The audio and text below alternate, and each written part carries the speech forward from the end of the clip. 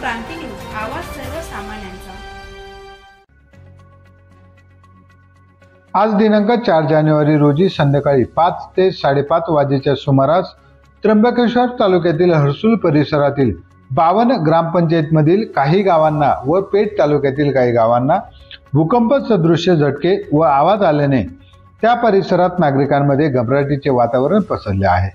याबाबत प्रशासनाच्या माहितीनुसार सविस्तर असे की हर्सुल परिसरात मागील आठवड्यात सुद्धा सलग 3 वेळेस भूकंप सदृश्य धक्के बसल्याचे प्रशासनाने जाहीर केले होते, परंतु त्यानंतर प्रशासनाने कुठलीही जनजागृती केली नाही। परिणामी आज दिनांक 4 जानेवारी 2025 रोजी संध्याकाळी 5 ते 5:30 वाजेच्या सुमारास भूकंप सदृश्य आलेल्या आवाजाने या परिसरातील ग्रामस्थ पुन्हा एकदा भयभीत झाले आहेत।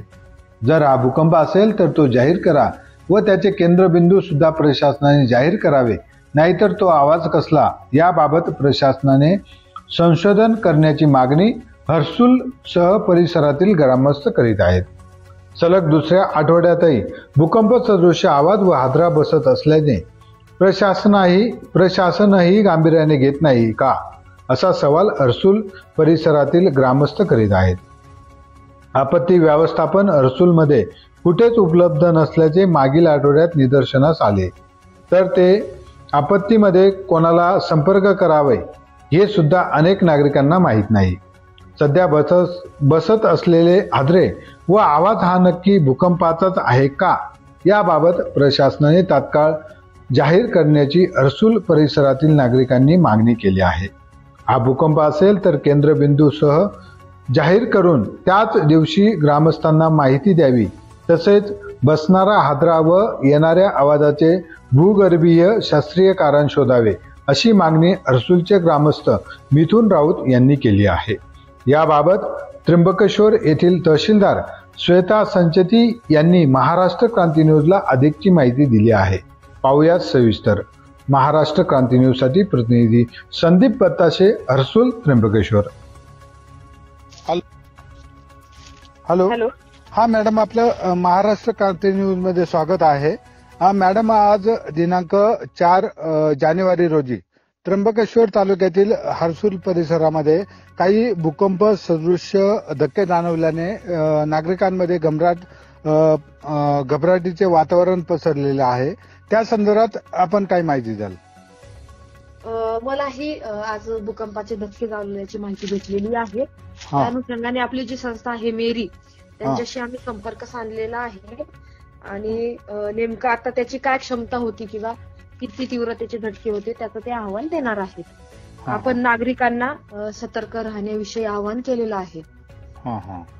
मॅडम, यापूर्वी देखील त्या परिसरामध्ये असेच आवाज किंवा या पद्धतीचे धक्के जाणवलेले आहेत। त्या संदर्भामध्ये त्या ठिकाणी यंत्र असतील किंवा मग नागरिकांसाठी मार्गदर्शन आपल्याकडून तत्व असतील, असे काही अवलंबले गेलेले आहेत का? हो, आपलं झालेलं आहे। मागच्या वेळेस जे झालं होतं ते सौम्य ह्याच्यामध्ये झाले असल्याचं मेरीकडून कळालं होतं आणि त्या अनुषंगाने आपण तिथं एक जनजागृतीपर बैठकही घेतली होती आणि लोकांना तशा सूचना दिलेल्या होत्या। मॅडम, अजून एक महत्वाचा प्रश्न, त्या भागामध्ये सहसा नेटवर्कचा अभाव असल्यामुळे त्या भागामध्ये संपर्क होऊ शकत नाही। यासाठी आपल्या प्रशासनामार्फत त्या ठिकाणी काय उपाययोजना पुढील काळामध्ये केल्या जातील? नेटवर्कचा तर असा विषय आहे की त्याच्यातले काही भाग डोंगराळ भाग असल्यामुळे आणि थोडंसं अलिप्त भाग असल्यामुळे काही ठिकाणी आहे, तरी बऱ्यापैकी नेटवर्क सगळीकडे आज रोजी पोहोचलेला आहे। तरी जो थोडाफार किंवा काही ठिकाण जरी असे असतील तिथे जास्तीत जास्त लवकर पोहोचवण्यासाठी आपण प्रयत्न करूया। आज जी परिस्थिती त्या ठिकाणी उद्भवलेली आहे त्या ठिकाणी आपण स्वतः भेट दिलेली आहे का?